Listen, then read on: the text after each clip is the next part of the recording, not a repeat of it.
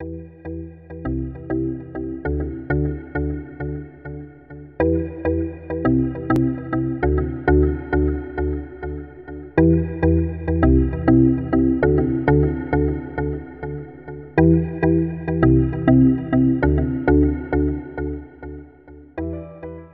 à toutes et à tous, soyez les bienvenus sur le plateau de l'interview juridique du mois, émission qui vous est proposée par FDV TV en direct de l'Université Jean Moulin Lyon 3. Alors au nom de toute l'équipe, nous vous souhaitons une excellente rentrée et une belle année universitaire, placée sous le signe de la curiosité et de la connaissance.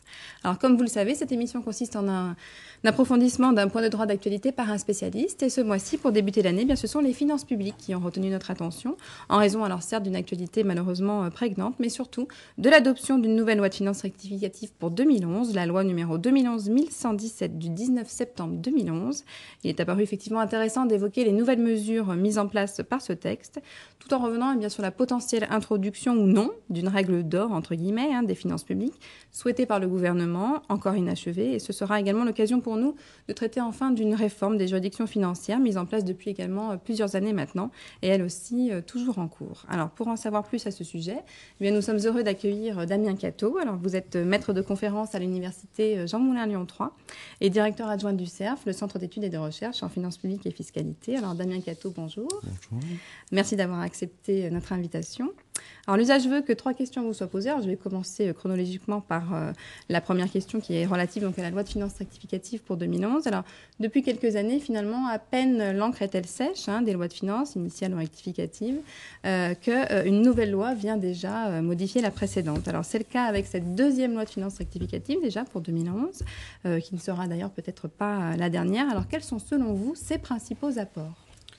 Alors d'abord, s'agissant du contenu de cette loi de finances rectificative, on peut grossièrement identifier 2 points principaux. Alors le premier est lié au plan d'aide à la Grèce et à la mise en œuvre des nouvelles modalités du Fonds européen de stabilité financière.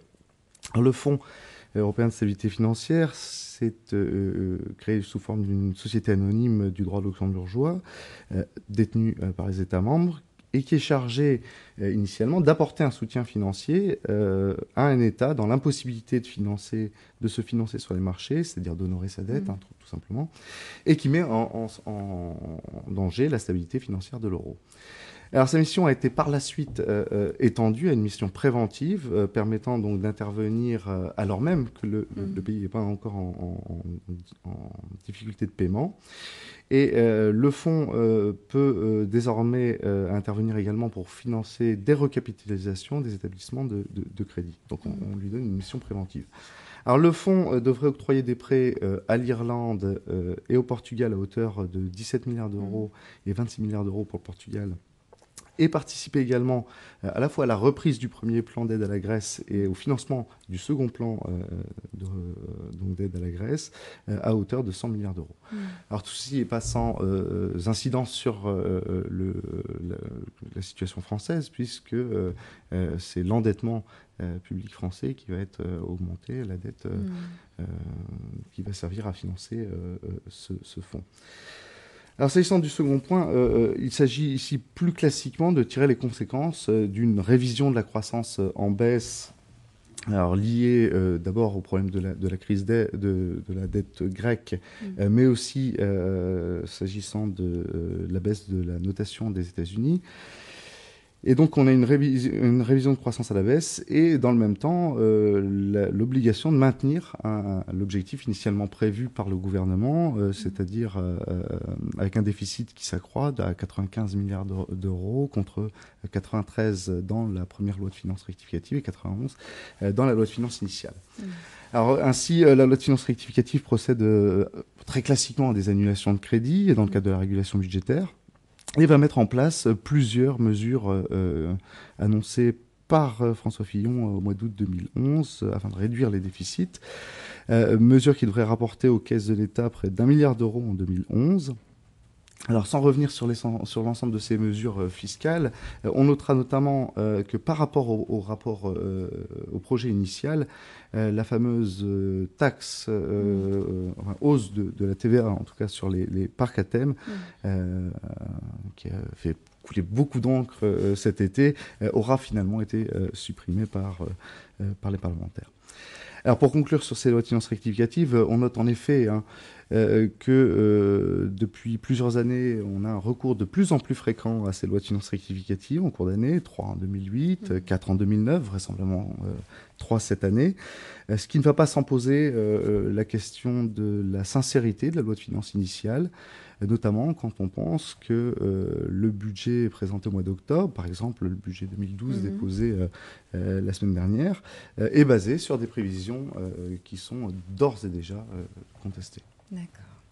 Alors, cette loi de finances rectificative, on peut quand même dire qu'elle s'inscrit dans un projet global d'assainissement des finances publiques, malgré tout, une volonté finalement de renouer avec une certaine orthodoxie budgétaire, voire de tendre vers l'équilibre, comme le souhaiterait le gouvernement, avec le fameux projet de loi constitutionnel relatif à l'équilibre des finances publiques, donc du 16 mars 2011.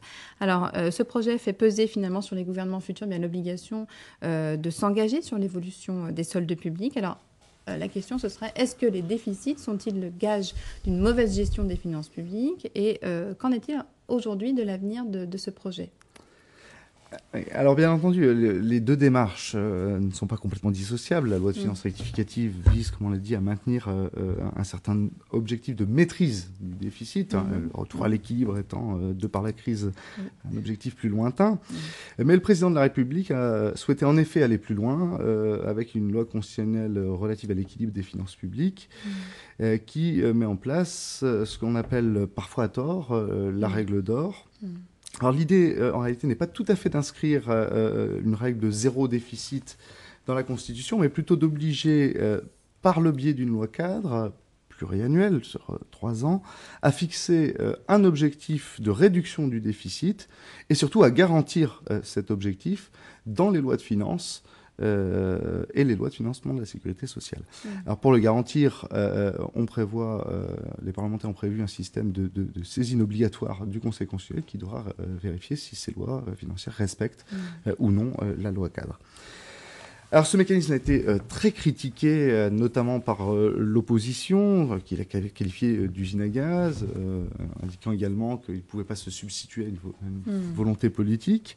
Alors sans porter de jugement sur l'opportunité d'une telle réforme, il est vrai que le mécanisme retenu est un peu complexe et en tout cas n'aurait pas manqué de susciter quelques interrogations très techniques, notamment sur le rôle du Conseil constitutionnel, que ce soit ce système de saisine obligatoire sur un seul aspect des finances publiques, un mécanisme un peu inédit, ou sur le rôle du Conseil constitutionnel, notamment si l'objectif n'avait pas été respecté.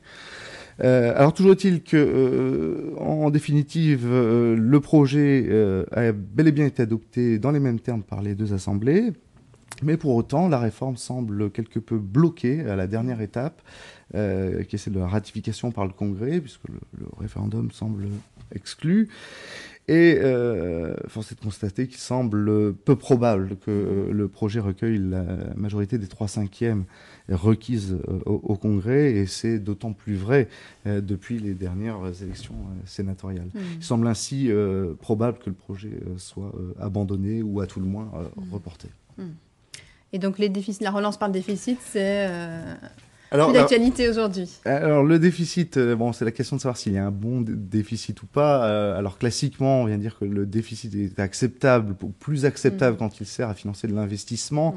Bon, après, dans la situation française, avec un déficit permanent depuis plus de 30 ans, à hauteur de 100 milliards d'euros depuis les années 2008, et avec un endettement total de 1500 milliards d'euros, je pense qu'on ne peut plus raisonner avec un déficit, sans penser en tout cas à un objectif d'équilibre et de désendettement surtout. D'accord. Alors, réforme inaboutie. Alors, c'est également le cas finalement concernant celles ayant trait aux juridictions financières, parce que le projet était effectivement initié le 29 octobre 2009. Alors, peut-on s'attendre encore à la grande réforme qui était souhaitée, en tout cas au niveau de ces juridictions? Et puis, qu'en est-il exactement aujourd'hui? Quel est le calendrier aussi qui est prévu en la matière? Alors, on a ici affaire en réalité à une réforme impossible, la chronique d'une réforme impossible. Donc, pour revenir un peu sur l'historique, avec l'adoption de la loi organique relative aux lois de finances, la LOLF, et sa mise en application complète en 2006, il devenait indispensable de réformer les mécanismes de responsabilité des acteurs publics et plus généralement de réformer les juridictions financières, notamment la procédure et le rôle du juge des comptes, mais aussi de tirer les conséquences, par exemple, de l'échec de la Cour de discipline budgétaire et financière créée en 1948 dont l'inefficacité est manifeste. Alors le premier président de la Cour des comptes en 2008, Philippe Séguin, a été à l'initiative donc d'un pré-projet de réforme qui a finalement donné lieu un an plus tard, en octobre 2009, c'est le projet que vous énonciez, à un projet de loi très critiqué d'ailleurs par Philippe Séguin, qui estimait qu'il avait été largement épuré des innovations les plus importantes. Alors, sans revenir sur l'ensemble du dispositif, le projet prévoyait une expérimentation de la certification des comptes locaux, une réorganisation des juridictions financières et notamment des chambres régionales des comptes, mais également la suppression de la Cour de discipline budgétaire et financière, dont le contentieux aurait été transféré à la Cour des comptes, un contentieux d'ailleurs élargi, puisque les ministres et les élus locaux, sous certaines conditions, auraient été justiciables donc de la Cour. Alors, le projet a mis plus d'un an avant d'être examiné par la Commission des finances, donc à l'automne 2010, et au final, il n'a jamais été inscrit à l'ordre du jour, vraisemblablement face à une hostilité gouvernementale. Alors, les députés ont alors tenté un plan de sauvetage de la réforme, si je peux m'exprimer ainsi, en insérant finalement des parties de la réforme dans différents textes par voie d'amendement. Alors avec succès s'agissant de la première loi de finances rectificative qui comprenait des dispositions modifiant le code des juridictions financières, ou encore s'agissant de plus récemment de la loi du 9 mars 2011. Alors les sénateurs se sont montrés extrêmement hostiles face à cette démarche, alors sur le fond, mais surtout sur la forme. Et on notera d'ailleurs que ce procédé n'est pas sans rappeler la jurisprudence amendement Séguin, ce qui constitue finalement un bien triste hommage à faire à l'initiateur de la réforme. Toujours est-il que les dispositions ont été maintenues par l'Assemblée nationale en nouvelle lecture, mais devrait assez logiquement être rejeté au Sénat. Donc le dernier mot sera donné à l'Assemblée nationale et il n'est pas certain que le gouvernement lui-même, d'ailleurs, laisse adopter ces dispositions qui, de toute manière, ne constituent qu'une version extrêmement tronquée du projet initial. Il semble donc, là encore, que la réforme, cette réforme d'octobre 2009 est plus simplement une réforme d'envergure des juridictions financières et des mécanismes de responsabilité devra attendre, encore une fois, vraisemblablement un nouveau gouvernement issu des nouvelles élections, alors même qu'il y a urgence à compléter le mécanisme de la LOLF dans un objectif de transparence financière voulu par le législateur organique et qui correspond aussi, me semble-t-il, à une demande de plus en plus croissante des citoyens contribuables. Exact. Bon. Merci beaucoup Damien Catteau pour l'ensemble de ces éclaircissements qui ont permis à nos auditeurs et internautes de pouvoir mieux appréhender ces questions. Merci d'être venu sur notre plateau. Voilà. Pour celles et ceux qui souhaiteraient en savoir davantage, une revue d'actualité permanente sera nécessaire parce que les choses évoluent quand même de façon assez rapide aujourd'hui. Et quant à moi, je vous donne rendez-vous le mois prochain pour une nouvelle interview juridique du mois. D'ici là, n'oubliez pas de laisser libre cours à votre curiosité.